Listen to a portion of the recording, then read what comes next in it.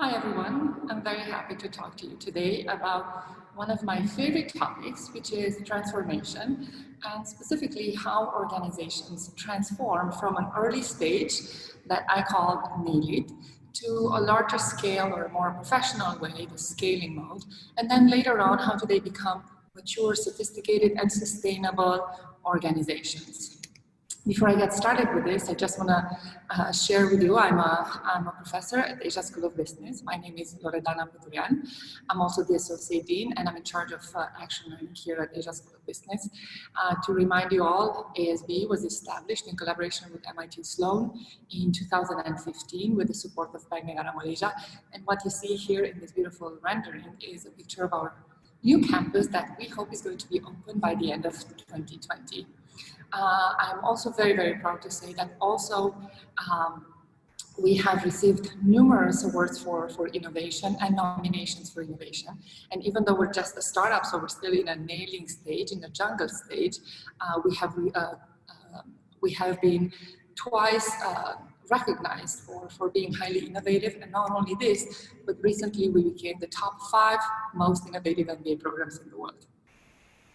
So without further ado, let me talk a little bit about what I am teaching in this program. So we are framing the transformative organization, the evolutionary organization in 3 stages. The first one, I guess that we call it the nail it stage. As you start growing, we call it the scale it stage. And then as you start becoming a more mature and sophisticated organization, we call that the sailing stage.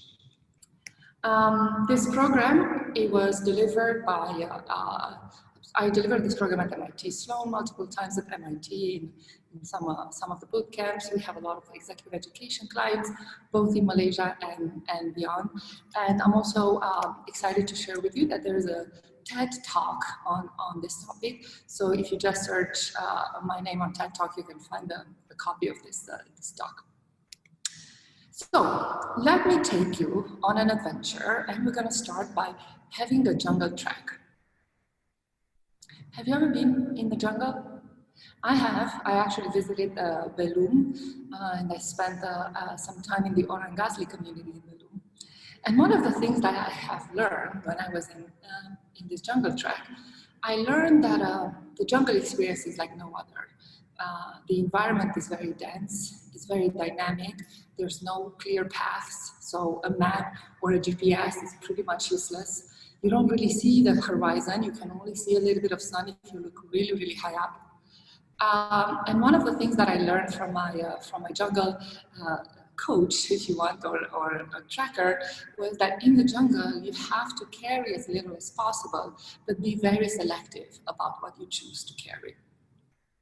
Now, when I talk to startups or when I talk to companies that are launching new initiatives, either new products or a new franchise or a new location or a new business unit, they say that the experience of starting something from scratch actually feels very similar to the experience of trekking through the jungle.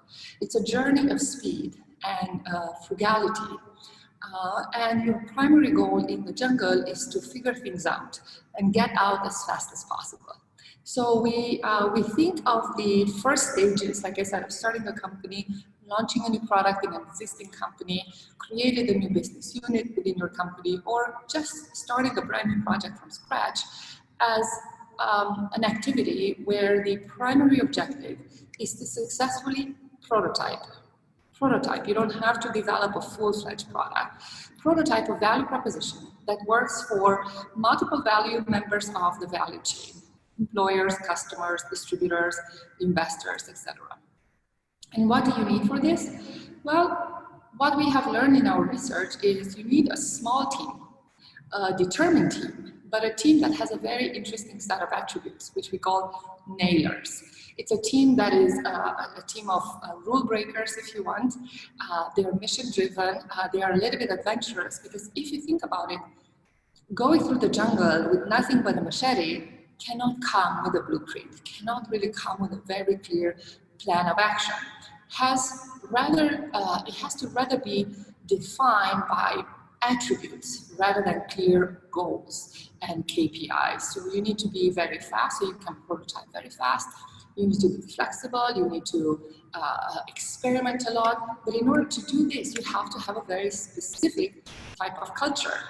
So the early days of starting something from scratch, it comes with people first and job description second. Until processes and systems are set up in place, the only guiding light will come from the founder's vision, the mission, the culture, and the values.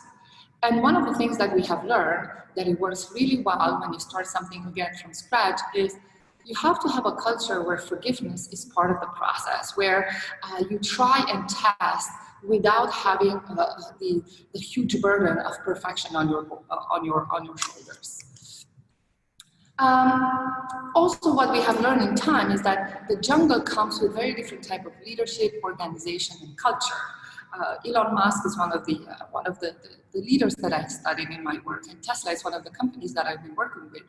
And what Elon Musk says that as a founder of a startup, as a leader of a new initiative, no task is too menial. You can't really be too fussy about getting your hands dirty. And this doesn't mean micromanaging, but it means rather that you're very involved in the prototyping, in experimentation, in trying to understand how to move fast and with frugality in mind.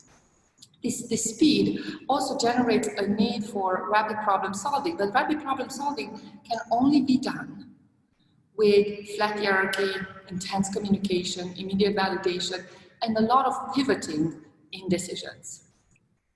And also when it comes to people, we think that this type of environment, the early stage environment, requires people that have this generalist attitude. You might not be ready for everything from a specialization perspective, but you are definitely willing to, to try it out. So this philosophy, we think of it as, I see a problem, I own a problem. Also, another thing that I think is really interesting, speaking of Tesla and the company as a company that I've been working with, is you have to realize that in a startup or in an early stage initiative, rarely you figure things out from the beginning. And you have to take a lot of calculated risks, but take them with the understanding that is part of the experimentation process.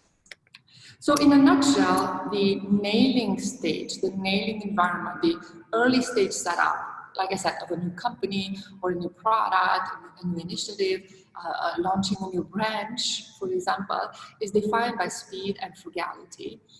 You need a lot of agility, you need a lot of iteration, you need a lot of prototyping, but also you need a very different type of people.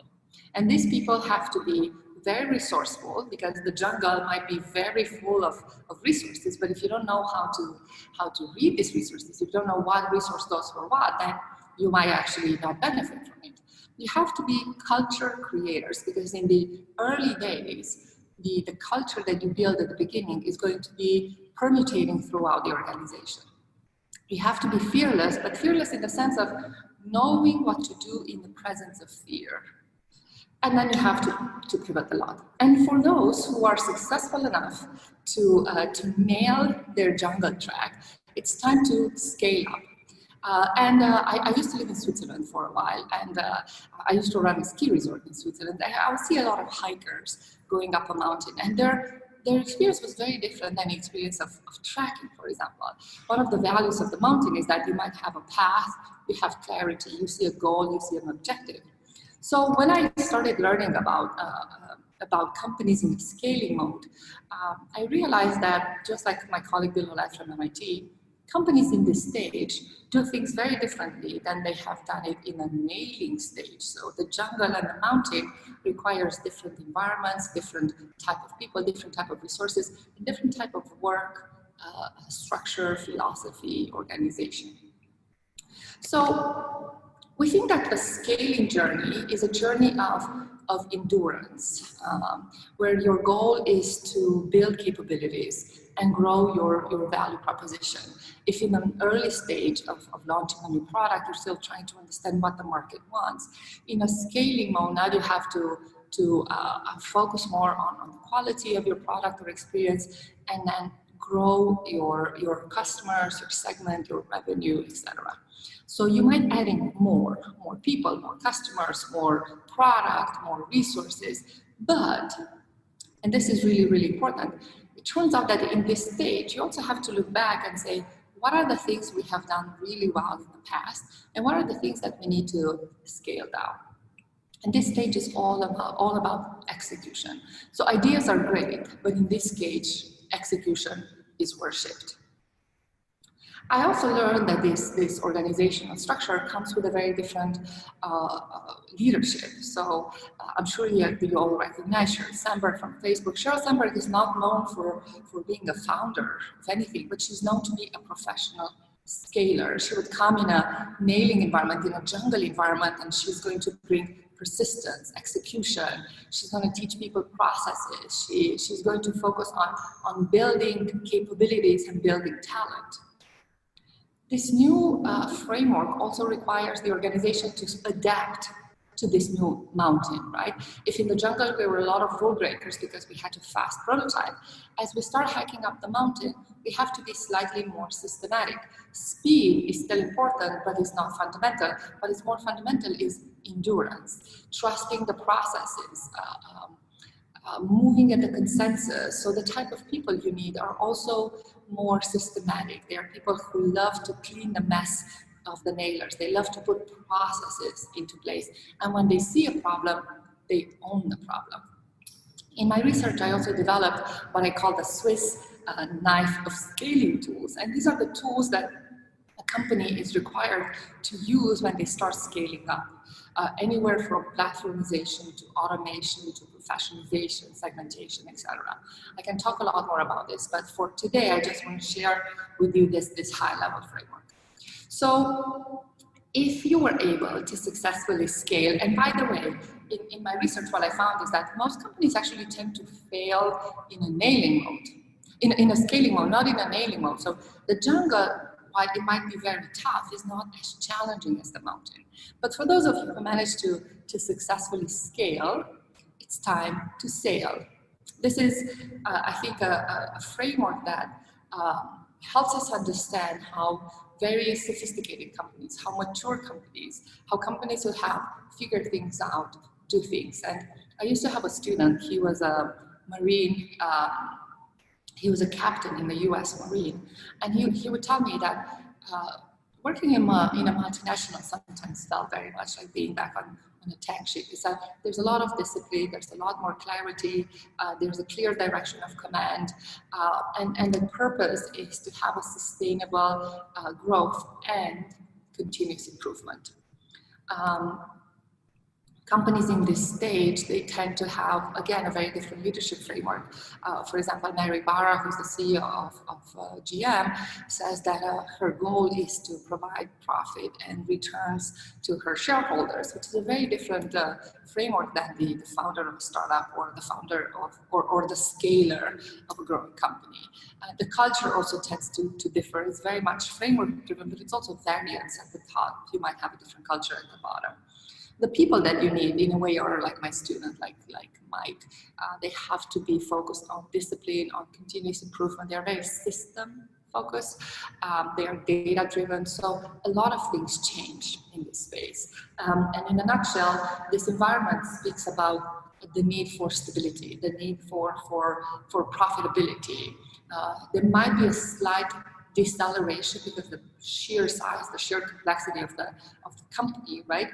However,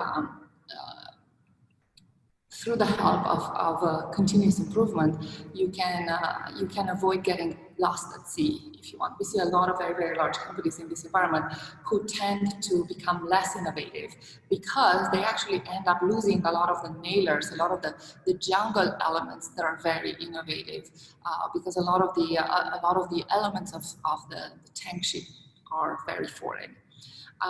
The people, like I said, are also thriving when they work in an environment of stability, of centricity for rules. And this space is very much metrics driven. And I see a problem, I refer a problem, because at this point I work probably in committees, in units, in more complex systems. because I mentioned a couple of times the nailers, scalers, and sailors, I want to wrap it up and talk a little bit about the profile of people. So like I said, the nailers love to solve a problem for the first time. And the scaler loves to create the process for that problem. And then the sailors love to re-engineer that process. Now, it's very important that a company, especially in a scaling and sailing mode, maintains all three types of profiles, because companies that get lost at sea, if you want. Think about maybe Nokia, right? Nokia used to be such an innovative company, but as they started to grow, they sort of lost their intuition for innovation. And I think what happens is a lot of the founding members of Nokia left because the environment was so different, and either they could not adapt or the company did not create adaptable conditions. So it's very important that you have a balance of these profiles, but also at the leadership level, you have a balance, especially once the company starts growing. So if you only have nailers, for example, nailers will have a very hard time scaling and sailing because they don't like stability, they don't like predictability. But also, if you only have sailors at the helm, you might actually end up just cruising on the momentum, and like I said, you might actually end up getting lost at sea. So I'm going to wrap it up here, just to remind you again, what I spend most of my time in is evolution, transformation, intrapreneurship, and entrepreneurship. And I think this framework helps us all to think about, where's my company, in what stage, what type of people do I have, what type of people do I need, what is it that I have lost from the past and I need to bring back, and what do I need to prepare for the future? So I'm going to end my session here. This is just a short preview of what we do here at Asia School of Business. Like I said, I've been teaching this both at MIT, at MIT Sloan, pretty much all over the world. But I hope in a nutshell, you're gonna remember the nail it, scale it, sail it framework. And if you need any more information, please feel free to contact us at Asia School of Business and email me at loredana@asb.edu.mi. Thank you very much and have a wonderful day. Thank you for spending time together.